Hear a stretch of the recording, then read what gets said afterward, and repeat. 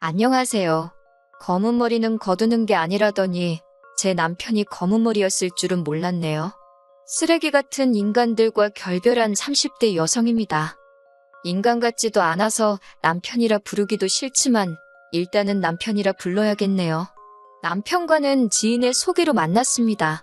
당시 저는 회사를 다니는 평범한 직장인이었고 남편은 작은 식당을 운영하고 있었어요. 회사에서 주어지는 일을 처리하는 저와 달리 하나부터 열까지 스스로 꾸려나가고 책임지는 남편의 모습에 매력을 느끼며 연애를 시작했지요. 이후로 정확히 2년을 만났고 제 나이 31, 남편 나이 33의 부부의 연을 맺게 되었습니다. 연애하는 동안 저는 시댁에 종종 얼굴을 비추곤 했는데 그건 바로 어머님 때문이었어요. 결혼 전부터 어머님이 저를 시집살이 시키시고 그런 게 아니라 어머님이 워낙에 저를 예뻐해 주셨거든요. 남편을 통해서 반찬을 챙겨주시기도 했고 제가 아픈 날에는 죽을 보내주신 적도 있어요. 심지어 생일 때는 불러서 밥도 차려주셨지요. 미역국도 그렇고 제가 좋아하는 황태구이까지 어머님이 저를 많이 신경 써주신다는 게 느껴지대요. 사실 저는 어려서 아버지를 잃었고 대학교를 졸업하던 시기에 어머니마저 지병으로 세상을 떠나시면서 부모님 두 분을 다 잃었어요. 하지만 어머님이 보여주시는 온화한 미소와 따뜻한 말투에서 돌아가신 부모님을 자주 떠올릴 수 있었답니다. 그래서 남편이 프로포즈를 해왔을 때도 남편도 물론 좋았지만 어머님과 한 가족이 된다는 사실에 정말로 기뻐했네요. 하지만 결혼식을 코앞에 두고 남편은 상상치도 못한 이야기를 털어놓았습니다. 그건 바로 어머님이 남편을 낳아주신 친어머니가 아니라는 얘기였지요. 남편이 초등학생, 그리고 위로 있는 신우들이 각각 중학생, 고등학생이던 시기에 남편을 낳아주신 어머님, 그러니까 생모 아버님 두 분이 이혼을 하셨답니다. 이혼 사유는 남편이 제대로 말해주지 않아 확실하진 않지만 아버님이 위자료도 주지 않으셨고 세 자녀의 양육권을 다 가지셨다니 짐작컨대 생모한테 이혼의 책임이 있었던 게 아닌가 싶어요. 이후로 얼마 지나지 않아 아버님은 지금의 어머님과 재혼을 하셨다고요. 다만 남편은 비교적 어린 나이였기에 지금의 어머님과 빠르게 가까워진 반면 신우들은 그러지 못했지요. 게다가 신우들은 지금의 어머님과 아버님의 눈을 피해 생모와 연락을 주고받으며 지냈다니 모르긴 해도 새어머니인 지금의 어머님께 마음의 문을 열기가 쉽지 않았을 테지요. 아무튼 그런 와중에 생모라는 사람이 남편의 결혼 소식을 신우들을 통해서 알게 되었던 모양입니다. 그런데 축 하나 해주고 말면 될 것을 자기가 혼주석에 앉고 싶다고 했다더군요. 신우들은 어떻게 하면 좋겠냐며 상의를 한답시고 남편에게 생모의 소식을 전한 거고요.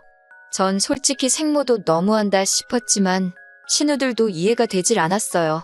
신우들이야 어땠을지 몰라도 하나뿐인 아들인 제 남편에게는 한 번 소식도 전한 적 없다면서 이제 와서 갑자기 웬 혼주 타령이신지 남편이 저더러 어떻게 하는 게 좋겠냐 하길래 저는 그건 아닌 것 같다고 딱 잘라 말했습니다. 20년 가까이 키워주신 어머님을 두고 뜬금없이 생모랍시고 혼주석에 앉히는 거 사람이면 그렇게 하면 못 쓴다고 그럼에도 불구하고 당신이 그렇게 하겠다고 하면 무척 실망스러울 것 같다고 했지요. 그리고 결혼식을 딱 3일 앞두고 있던 날이었어요. 큰 신우가 잠깐 만날 수 있겠냐며 연락을 해왔지요. 짐작이 가는 바가 있었으니 피하지 않고 나갔습니다. 말이 나와서 말인데 생모 이야기를 듣고 나니까 왜 신우들이 제가 어머님과 가깝게 지내는 걸 탐탁치 않아 했는지도 좀 이해가 갔고 신우들이 있음에도 불구하고 어머님이 왜 저를 곁에 두고 싶어 하셨는지도 이해가 가대요.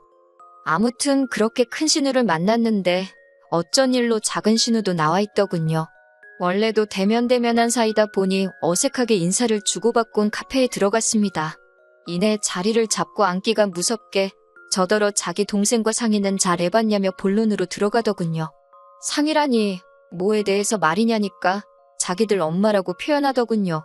엄마가 혼주석에 앉고 싶어 한다고 자식이 셋인데 둘은 이미 결혼을 했고 당신에게는 마지막 기회 아니냐며 속상해하셨다나요. 뭐 솔직히 무슨 사정이 있었는지 모르겠지만 자식 셋을 두고 나갈 땐 언제고 이제 와서 그러시나 싶어 별로 공감은 안 됐지만요. 그렇다고 제가 단도직입적으로 말하기는 입장이 그래서 그럼 지금 어머님이 서운해하지 않으시겠냐. 저는 지금 어머님이 혼주석에 앉으시는 게 도리에 맞는 것 같다고 에둘러서 거절했어요. 이 정도면 알아들었겠지 싶어서요. 그리고 다행히 신우들도 못마땅한 표정을 짓기는 했지만 제가 워낙 완고해 보였는지 더 강요는 하지 않았지요. 그렇게 결혼식 당일이었습니다. 미리 말씀드리지만 저희 어머님 아버님 두 분은 사이가 정말 좋으세요.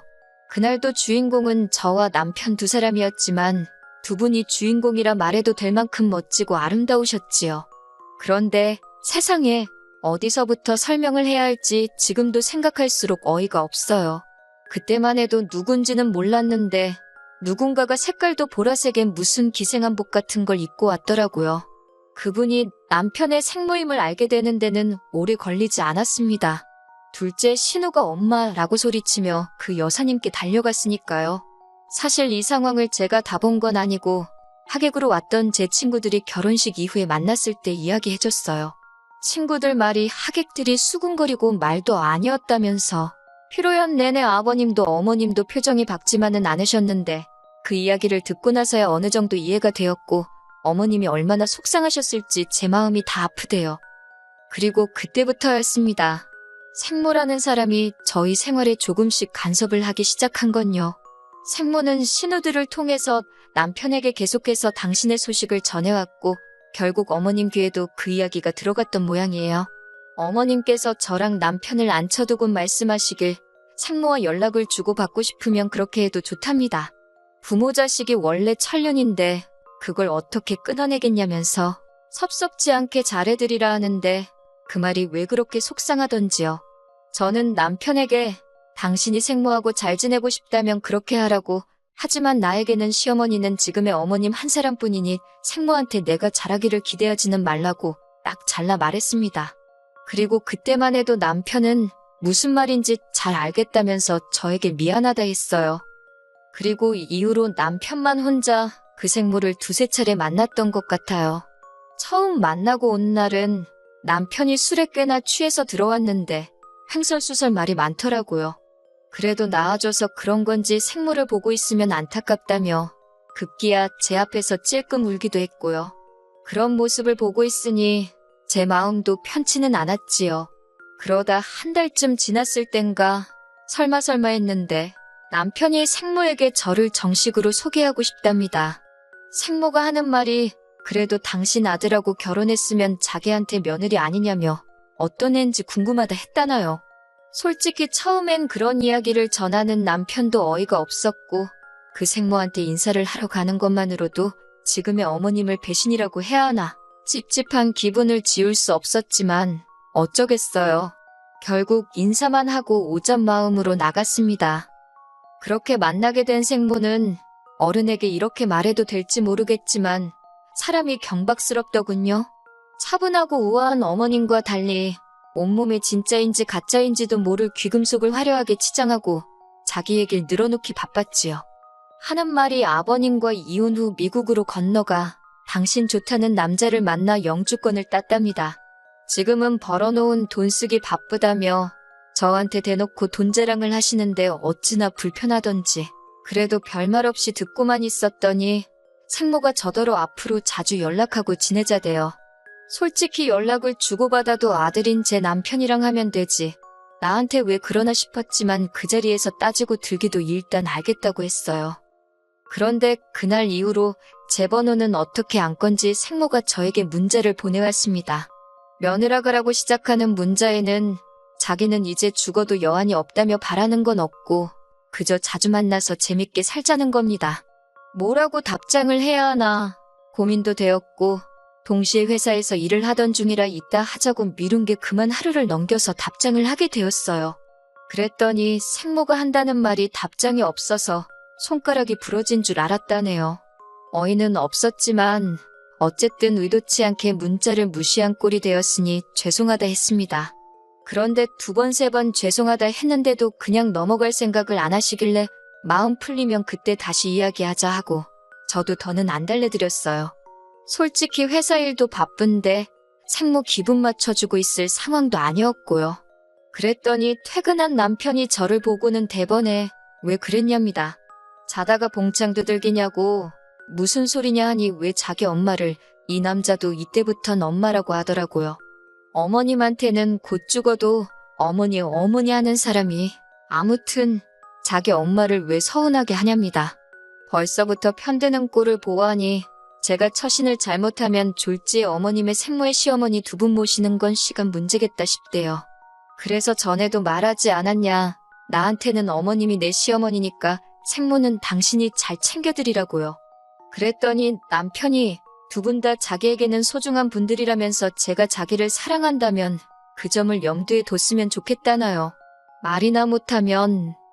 그리고 생모가 점점 저희 생활에 발을 들이밀수록 신우들의 간섭도 심해져 갔습니다. 이혼하기 몇 달 전이었어요. 제가 이직에 성공하면서 월급이 크게 올랐거든요. 마침 처녀적부터 타던 차도 슬슬 상태가 안 좋아지는 게 눈에 보이기도 했고 그래서 차를 새로 뽑기로 마음먹었지요. 남편에게도 비밀로 할 일도 아니라서 차 살 거라고 이야기를 했고요. 참고로 저희는 줄곧 재산 관리를 따로 하고 있었습니다. 제가 차를 산다는 이야기는 신우들 귀에도 들어갔고 그러자 큰 신우가 저더러 승합차를 사랍니다. 자기 엄만지 생몬지 미국에서 사느라 못 가본 데가 너무 많다며 앞으로 생모랑 다 같이 국내 여행을 다니자고요. 어이가 없어서 100번 양보해서 아버님 어머님을 모시고 다니면 모를까요? 하지만 그런 소리도 할 것 없이 싫다고 했어요. 사고 싶은 차는 이미 정해뒀고 말은 안 했지만 제가 미쳤다고 자기들 데리고 산으로들로 나들이를 왜 다니나요? 그런데 정말이지 이번에도 남편이 나서서는 신우들이 틀린 말 한 것도 아닌데 저더러 너무 나를 세운답니다. 그러면서 하는 말이 다가오는 생모 생일에는 그동안 못해준 자식돌이도 있고 하니 순금 10돈짜리 목걸이를 하나 해주기로 했대요. 황당해서 해줄 테면 당신이 알아서 해주라고 그걸 왜 나한테 말하냐 하니까 어머님 아버님 생신 선물은 우리 공동생활비에서 부담하지 않았냐면서 왜 생모 거는 자기가 혼자 사야 되냐고 오히려 저한테 따집니다. 게다가 그 목걸이는 누구 생각이냐 하니까 생모가 직접 해달라고 했다대요. 그러다 자기 죽을 때 되면 다시 3등분해서 자식들한테 나눠준다고 했다고. 그러니 저도 주는 게 아니라면서 저더러 무조건 우리가 한 200만 원은 부담해야 한다나요. 얼마 후 결국 이런저런 일들을 상의하기 위해서 저희 부부와 신우들까지 전부 한자리에 모였습니다. 신우들이 벼르고 왔는지 급하게 먼저 말문을 열었어요. 저더러 하는 말이 저희 부모님은 이 세상에 아예 없는 거니까 못 보고 살아도 슬프기만 하겠지만 자기들은 살아있는데도 못 보고 살았다며 그 슬픔이 훨씬 크고 아프답니다. 그러나 다행히 엄마가 이렇게 곁으로 돌아와 주지 않았냐며 이젠 자식된 도리를 할 차례라나요. 어이가 없어서 제가 신우들과 남편에게 물었습니다. 형님들이나 당신은 키워주신 어머님 보는 건 미안하지도 않냐고. 중간에서 난처하실 아버님 입장은 생각도 안 해봤냐니까 둘째 신우가 한다는 말이 그걸 왜 제가 걱정하냐고 그래요. 어차피 엄밀히 말해서 저는 피 한 방울 안 섞였는데 왜 어머님 기분을 제가 걱정하느냐고요. 그러면서 저더러 그런 거 따지지 말고 그냥 생모한테나 잘하랍니다. 그리고 큰 신우 하는 말이 가관이 돼요. 저더러 너는 네 부모가 남기고 간 재산도 있고 너도 잘 벌어서 별 생각이 없는지 모르겠지만 네가 그렇게 챙기는 어머님 아버님 거긴 당신들 주고 갈 돈 한 푼 없답니다. 하지만 생모는 미국에 재산도 많고 자기 애들부터 시작해서 저희도 애 낳으면 그리 유학도 보낼 수 있을 거라며 계산 잘하라고요. 신우들이 원래 속물적이고 계산하기 좋아하는 사람들인 건 알고 있었지만 그 모든 대화가 오가는 와중에도 한마디 반박조차 하지 않는 남편을 보고 있으니 실망스럽기 짝이 없더군요. 결국 집에 돌아와 남편에게 당신도 신우들의 의견에 동의하는 거냐고 단도직입적으로 물었습니다.